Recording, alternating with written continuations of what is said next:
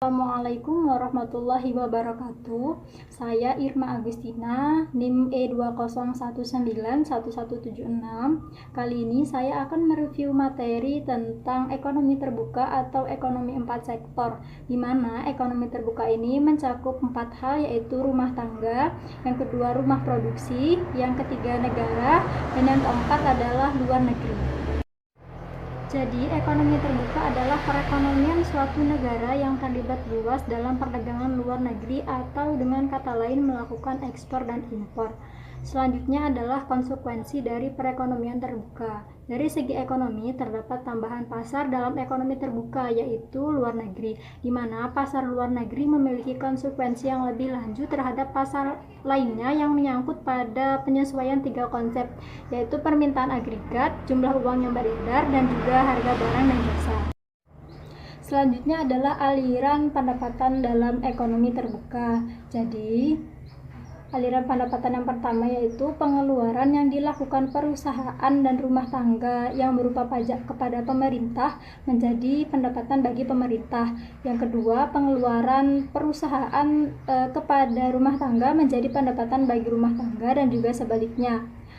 Selanjutnya, pengeluaran yang dilakukan perusahaan dan rumah tangga kepada luar negeri menjadi pendapatan bagi luar negeri. Dan yang terakhir, pengeluaran yang dilakukan luar negeri kepada perusahaan menjadi pendapatan bagi perusahaan.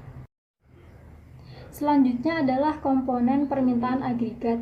Ada beberapa komponen dalam permintaan agregat, yaitu yang pertama konsumsi atas barang dan jasa, yang kedua investasi perusahaan, yang ketiga pengeluaran pemerintah atas barang dan jasa yang diperoleh dari dalam negeri, dan yang terakhir ekspor dan impor.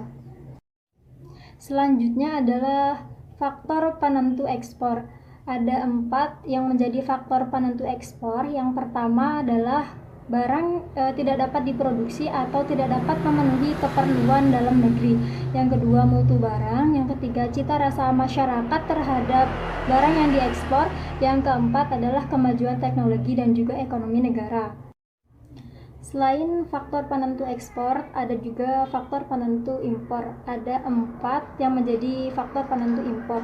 Yang pertama yaitu tingkat pendapatan negara, yang kedua inflasi dalam negeri, yang ketiga kemampuan suatu negara dalam membuat barang, dan yang terakhir adalah cita rasa konsumen. Pembahasan yang terakhir adalah perekonomian terbuka pada sistem ekonomi Islam.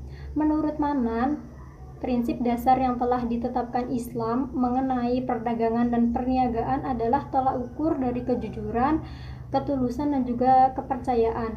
Sejarah juga telah membuktikan bahwa Islam menganjurkan untuk melakukan perdagangan internasional. Itu saja yang dapat saya sampaikan. Semoga bermanfaat. Sekian dari saya. Wassalamualaikum warahmatullahi wabarakatuh.